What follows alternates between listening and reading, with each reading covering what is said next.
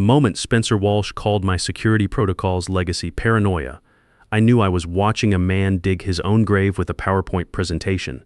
I'm Aaron Davis, 49 years old, and I've been protecting government systems longer than this kid's been out of college. I was sitting there in that glass conference room, watching Spencer wave his hands around like he was conducting an orchestra of incompetence. "We need to embrace cloud-first security solutions," he kept saying. Aaron's approach is stuck in the 90s. The guy had been COO for exactly 6 months and thought he understood cybersecurity better than someone who'd spent 18 years keeping classified data safe from people a lot smarter than him. What Spencer didn't grasp, what none of these corporate types ever grasped, was that I wasn't just some IT guy you could swap out like a broken router. I held top-secret clearance. I designed the security architecture that protected $8 million in defense contracts. Every morning at 0800, I authenticated into systems that would automatically lock down if I didn't check in. It wasn't bureaucracy, it was national security. But try explaining that to a guy who thinks disruption is a business strategy instead of what happens when you break things that shouldn't be broken. My Navy background shaped everything about how I approached security. 8 years on nuclear submarines taught me that some protocols exist for reasons you can't see until something goes catastrophically wrong. In the service, we called it normalization of deviance, the slow drift toward accepting lower standards until disaster becomes inevitable. Spencer was about to normalize his way into a federal investigation. The writing had been on the wall for weeks. First, they moved my office from the secure wing to a cubicle next to marketing. Rachel Anderson from legal kept shooting me worried glances during meetings, like she could see the train wreck coming but couldn't stop it. Dennis Green, my systems engineer, started documenting everything without being asked. Smart guy knew which way the wind was blowing. Then Spencer started scheduling efficiency reviews without inviting me. I'd catch glimpses of presentations about security modernization and legacy system optimization. Corporate speak for fire the old guy and hire someone cheaper. I'd been through enough restructuring to recognize the pattern. When management stops including you in decisions about your own department, you're already dead. You just don't know when the funeral is. The day it happened, Spencer called it an all-hands strategy session. 20 people crammed into the main conference room, and Spencer standing there with his laptop like he was about to change the world. Carl Foster, our founder, sat at the head of the table looking like a man who'd already made peace with whatever was coming. Gary Collins, the CEO, kept checking his phone like he had somewhere more important to be. "We're streamlining our security operations," Spencer announced, clicking to his first slide. "Moving to a best-in-class vendor relationship that will reduce our overhead by 40% while improving our security posture." I almost laughed. Improving security by firing the guy who designed it. That was like improving your car's performance by removing the engine. The room went quiet. Nicole Baker from HR was taking notes like her life depended on it. Howard Evans, our CFO, nodded along with the enthusiasm of a man watching his budget projections come true. Floyd Williams from procurement looked confused. He knew enough about government contracts to smell trouble. "Aaron," Spencer said, turning to me with that practiced smile, "your position will be transitioning to our new partner, Cyberflow Solutions. They'll be handling all security operations moving forward." The silence stretched. Dennis was staring at his hands. Rachel had gone pale. Everyone else was suddenly fascinated by their coffee cups. 20 years of combined experience in that room, and nobody had the spine to point out the obvious problem. I didn't react. 18 years in the Navy teaches you not to flinch when someone's about to torpedo their own ship. "And my clearance?" I asked, keeping my voice level. Spencer waved his hand like he was swatting a fly. "They've got their own certified professionals. Government approved. Very cutting edge." That's when I knew he had absolutely no idea what he'd just done. My clearance wasn't transferable. It was tied to me personally, verified through background checks that took 18 months, connected to security protocols I'd built from the ground up over nearly 2 decades. You can't just hand that off to some contractor and hope it works. I reached into my pocket and pulled out my security badge. It wasn't like the plastic cards everyone else carried. This one was black, laminated with federal seals, connected to biometric scanners throughout the building. It had taken me 6 months to get after joining the company, and it represented access to systems most people in the room didn't even know existed. I placed it on the table with a soft click. "You'll need this," I said. Spencer laughed, actually laughed. "That's just for building access, right? The vendor will get their own badges." I looked at him for a long moment. Around the table, people were starting to shift uncomfortably. Rachel opened her mouth like she was going to say something, then thought better of it. In the Navy, we had a saying, "Never interrupt your enemy when he's making a mistake." "Sure," I said. "They'll figure it out." The meeting ended with handshakes and promises about smooth transitions. Spencer was already talking about celebrating the cost savings, probably planning some corporate retreat to pat himself on the back. Carl Foster looked like he wanted to say something but didn't have the backbone. Gary Collins was already mentally spending the money they thought they'd save. I gathered my things and walked out, leaving the badge on the table like a grenade with the pin pulled. Dennis caught up with me in the hallway, his face tight with worry. "Aaron, what the hell just happened in there?" he asked, glancing around to make sure we weren't overheard. "They outsourced cybersecurity to the lowest bidder," I said. "What happens next isn't really my problem anymore." Dennis ran his hands through his hair, "But the government systems, the clearance requirements, exactly." I stopped walking and looked at him. "Dennis, you're a good engineer. Start documenting everything you know about our security protocols. In 48 hours, you're going to be the only person left who understands any of it." His face went white. "They can't just lock us out of our own systems, can they?" "They're not locking us out. I'm removing my access."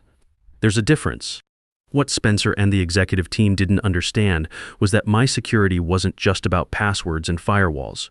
I maintained direct encrypted channels with the Pentagon. I held authentication keys for classified databases that updated every 24 hours. Every system we used to interface with government contractors required my personal verification, not my job title, not my department, not some generic admin account. Me back in the Navy. Submarine operations taught me that critical systems need critical people. You can't just swap out the nuclear reactor operator with someone from the galley and expect the boat to keep running. But corporate America thinks expertise is interchangeable, like they're trading Pokemon cards. That afternoon, I made my first call. Michelle Harris at the Pentagon, someone I'd worked with for 8 years across 3 different projects. Military folks understand the importance of proper protocols. "Michelle," I said, "I'm no longer employed by Axion Technologies. My security designation needs to be updated immediately." There was a pause. Michelle knew me well enough to catch the implications. "Aaron, are you sure about this? That's going to trigger automatic reviews of all your company's clearances." "I'm sure." They terminated my position and handed security operations to an outside contractor. Michelle whistled low. "Who approved that transition?" "Nobody who understands what they approved." "Jesus. Aaron, you know this is going to cascade, right? Every contract, every access point, every certification tied to your designation." "I know." The second call was to my lawyer, Jim Rodriguez. Nothing dramatic, just a notification that I was no longer authorized to represent Axion in any security capacity. Jim had handled military contractors before and knew the drill. "Standard disassociation paperwork," he asked, "by the book. I want everything documented properly." "Time sensitive?" They gave me until 5 p.m. to clean out my desk. Jim laughed, but it wasn't funny. They fired their CISO without a transition plan? That's either brave or stupid. I'm voting for stupid. The third call was to Rachel Anderson. As head of legal, she'd been in enough compliance reviews to understand what was coming. "Rachel, it's Aaron. I know you can't talk freely, but you should know I'm filing my disassociation papers this afternoon. My security clearance will be updated to reflect my employment termination." Silence. Then very quietly, "Aaron, please tell me there's some kind of backup plan I don't know about." "There isn't. Spencer thought my job was filing paperwork and checking boxes." "Oh God." Rachel's voice was barely a whisper. "The DoD contracts, the GSA certification, they all require my personal authorization." I tried to explain that in every compliance review for the past 2 years. Nobody wanted to listen to legacy paranoia. How long do we have? "My authentication expires at midnight tonight. After that, the systems default to lockdown mode." Rachel was quiet for a long moment. "Is there anything?" "Anything at all we can do?" I thought about it, really thought about it. These people had just thrown away 18 years of my work, like it was expired milk. They'd insulted my expertise, questioned my relevance, and handed my life's work to some contract company that probably thought cybersecurity was about installing antivirus software. "Spencer made his choice," I said. "Now he gets to live with the consequences." That evening, I went home and systematically revoked my access to everything. It took 3 hours to go through all the systems. authentication servers, encryption keys, secure channels, biometric locks, audit trail authorizations, all of it tied to my personal credentials, all of it going dark at the stroke of midnight. The beautiful thing about good security is that it's designed to fail safely. When my authentication stopped working, the systems would default to lockdown mode. Classified databases would become inaccessible. Encrypted communications channels would go offline. Government portals that required my personal verification would simply stop accepting connections from Axion's network. I wasn't sabotaging anything. This was exactly how the systems were supposed to work when the authorized personnel were no longer authorized. The fact that Spencer had never bothered to understand this wasn't my fault. Around 11 p.m., my phone started ringing. First, Dennis, probably watching error messages cascade across his monitoring screens. Then Howard Evans, the CFO, his voice tight with panic. "Aaron, there's some kind of system error. We're getting locked out of the contract management portal." "That's not an error," I said calmly. "That's the system working as designed. But we need access for the morning briefing with you, Outsourced Cybersecurity, Howard. Call your new vendor." I hung up and turned off my phone by morning. Spencer Walsh would discover what I'd been trying to tell them for months. You can't just buy security from a catalog. You can't download clearance from the cloud. And you definitely can't replace 18 years of institutional knowledge with a PowerPoint slide about operational efficiency. Some lessons have to be learned the hard way. Spencer was about to get a masterclass in cybersecurity fundamentals, taught by the Department of Defense. Monday morning hit Axion Technologies like a brick through a stained glass window. Carl Foster was in the office by 7 a.m., 2 hours earlier than usual, carrying a leather briefcase like it owed him money. His usual routine involved a slow stroll, lukewarm coffee, and small talk with whoever was unlucky enough to be there early. Today he marched straight to Gary Collins's office and slammed the door hard enough to rattle the windows. I heard about this later from Dennis, who was already at his desk trying to make sense of the error messages flooding his monitoring systems. Every screen in the Security Operations Center was flashing red. Government portals, access denied, defense contract database, authentication aliery, classified communications, connection terminated by 7:30. Spencer was stalking through the office like a man whose house was on fire. He'd clearly been up all night, probably on the phone with Cyberflow Solutions demanding answers they couldn't give. His usually perfect hair was disheveled, his shirt wrinkled, and he had that wild look people get when reality starts deviating from their PowerPoint presentations. "Where's Aaron?" He barked at Nicole from HR. "He's no longer employed here," she said carefully. "As of yesterday. I need his phone number. Now?" Nicole glanced around nervously. "I'm not sure I can provide personal information about former employees without—" "Give me the damn number." That's when Rachel Anderson emerged from the legal department, carrying a thick folder and wearing the expression of someone about to deliver very bad news. "Spencer," she said, "we need to talk privately." The emergency meeting lasted 20 minutes. When they came out, Spencer looked like he'd been punched in the stomach. Rachel had apparently explained what I'd tried to tell them months ago.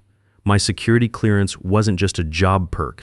It was the legal foundation for every government contract they held. By 9 a.m., the first official notice arrived. An automated email from the Defense Security Service with the subject line, "Security clearance status update, immediate attention required." The message was bureaucratic but clear. Aaron Davis, designated security officer for Axion Technologies, had filed official termination papers. All contracts and access authorizations tied to his clearance were now under mandatory review. Until a replacement was properly vetted and certified, all classified activities were suspended. Spencer tried calling me. My phone went straight to voicemail. He tried my home number. Same result. Finally, he sent Dennis to my house like some kind of messenger boy. "Aaron," Dennis said, standing on my front porch looking miserable. "They're freaking out. Spencer wants to know if there's any way to, I don't know, undo this." I poured myself another cup of coffee and considered the question. "Dennis, do you remember what I told you about submarine protocols? Something about critical systems needing critical people. Right? When someone with nuclear reactor clearance leaves the boat, you don't just hand his job to the cook and hope for the best. You follow procedures. You get proper authorization. You maintain security protocols." Dennis nodded slowly, and they didn't follow procedures. They didn't even know what the procedures were. By 10 a.m., the second notice arrived. This one was from the General Services Administration, informing Axion that their vendor status was under review due to irregular security personnel changes. Translation: they were one step away from being kicked off the approved contractor list entirely. Howard Evans, the CFO, called an emergency meeting. The conference room looked like a war zone, empty coffee cups, scattered papers, and executives with the hollow-eyed look of people watching their quarterly projections evaporate in real time. "Okay," Howard said, trying to project calm authority. "What exactly do we need to get back online?" Rachel consulted her notes. "Aaron's replacement needs top-secret clearance, specific training in defense contractor protocols, and personal authorization from 3 different agencies. The fastest possible timeline is 6 months, assuming the candidate already has preliminary clearance. 6 months. Spencer's voice cracked. "We can't wait 6 months. Then we need Aaron back," Rachel said simply. That's when Spencer made his second catastrophic mistake. Instead of swallowing his pride and asking for help, he decided to double down on stupid. Can't we just keep using his credentials for a few weeks? Until the transition is complete. The room went dead silent. Rachel stared at him like he'd just suggested robbing a bank to solve their cash flow problems. "Spencer," she said very slowly, "that would be federal fraud, as in felony charges, prison time, and the kind of legal problems that make bankruptcy look like a parking ticket. But he worked here. We paid him. Those credentials should transfer with the job." Gary Collins, who'd been quiet through most of this, finally spoke up. "Spencer, I think you need to understand something. We didn't just fire an employee, we fired the keystone holding up our entire government contracting business." By noon, Cyberflow Solutions had officially admitted they couldn't access Axion's classified systems. Their government-approved professionals turned out to have commercial clearances, not the top-secret authorization required for defense work. Spencer had hired them based on their marketing brochures, without checking whether they were actually qualified for the job. The first contract cancellation came at 2 p.m. A $2.3 million project with the Department of Defense, suspended pending security review. The notice was polite but firm, until Axion could demonstrate proper security protocols with appropriately cleared personnel. All work would cease immediately. Spencer tried calling the project manager to explain the situation. The conversation lasted exactly 3 minutes before the DoD rep cut him off. "Mr. Walsh, we don't negotiate security requirements. Either you have proper clearance or you don't. Right now you don't." By 4 p.m., 2 more contracts had been suspended. The Pentagon had flagged Axion as a security risk in their vendor database. Other contractors were quietly distancing themselves, not wanting to be associated with a company that couldn't handle basic security protocols. Dennis found Spencer in his office, staring at his computer screen like it might spontaneously start working if he glared at it hard enough. "Any luck reaching Aaron?" Dennis asked. Spencer looked up, and for the first time since this whole mess started, he looked genuinely frightened. "He's not answering. Nobody's answering. It's like they all just disappeared." Dennis didn't have the heart to tell him the truth. "We hadn't disappeared. We were just done cleaning up after people who thought expertise was something you could order from Amazon." The rest of the week played out like a disaster movie in slow motion. Wednesday brought news that the General Services Administration had officially removed Axion from the approved vendor list. Thursday, the Department of Defense issued a formal security advisory recommending that other contractors exercise caution when working with Axion Technologies. In government speak, that's the equivalent of putting a skull and crossbones on your business card. Dennis called me Thursday evening, his voice hollow with exhaustion. "Aaron, it's over. They just laid off half the company. Rachel's looking for a new job. Howard's talking to bankruptcy lawyers." "What about Spencer?" He's not handling it well. Keeps saying this is all some kind of misunderstanding that can be fixed with the right phone call." Friday afternoon, Spencer showed up at my house. I was in the garage working on my motorcycle, something I'd been meaning to get to for months. Having free time was nice, even under the circumstances. He stood in my driveway like a door-to-door salesman who'd lost his samples, wearing a suit that probably cost more than most people's monthly salary but looking like he'd slept in it. His usual confidence had evaporated, replaced by the desperate energy of a man watching his career circle the drain. "Aaron," he said, "we need to talk." "I didn't stop working. Nothing to talk about, Spencer. You made your decision. There's been a misunderstanding I didn't realize." I mean, nobody explained that your clearance was so integral to operations. I set down my wrench and looked at him. I explained it multiple times in writing.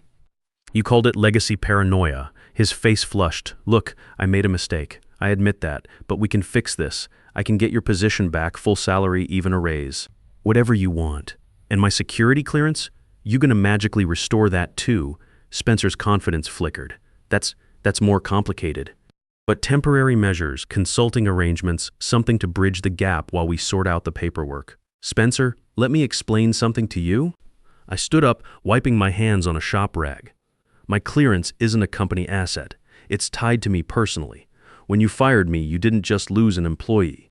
You lost the legal authority to handle classified information. Period. But there has to be something. There is something. You could have listened when I told you this would happen.